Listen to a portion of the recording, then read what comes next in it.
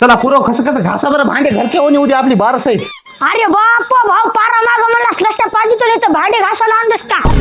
ए भाऊ आणि भांडे घासणार दिसायला काय तुला? भांडे घासणार नाहीत आम्ही. मग मी तुमच्या दोघांना उद्या जेव देत नाही. बसा बोंबलं तसेच. आम्ही जेवायला येत नाहीत ना उद्या. वाढन तर येशील ना. मग येतो ना वाढन. तू कसा नेतास वाढन मी बी बघतो रे. तू इथून जरासं तरी पुढे गॅस वाढन घेऊन मी वापस आणून ठेवतो मधात. वैजनाथ आडमुठे आपल्याला बी करता येतात. वाढण नेणं काय बंद आहे काय? आपल्या घरी खाल्लं नाही का आपल्याला? तू 2 दिवस झालं बघा लय तोंड चालले रे. थोबाड फोड बघ बालासाहेब. उद्या गुलाबजामुन आहेत मात्र एखादा जरी खाताना दिसलात ना तोंड फुटूस हाणणार आहे मी धरून. ए बाळासाहेब तुला यायचे ते मी म्हटलं जायलो गुलाबजाम म्हणलं मी काय बी करतो. ते गुलाबजाम फुलाबजाम वैजनाथ खात असं. आपण काहीच खात नाही तसं गोड. मग जा तिकडे जाऊन शेण खाय म्हशीचं. गजब बेइज्जती है. जा तिकडे मर. उद्या ये पंक्ती तुला सांगितो. जायचं आहे तर कोणी आले उंड्याचे गुलाबजाम खाला. चाला कसं रे वगैरे फेकून हाईन बघ बाल्या.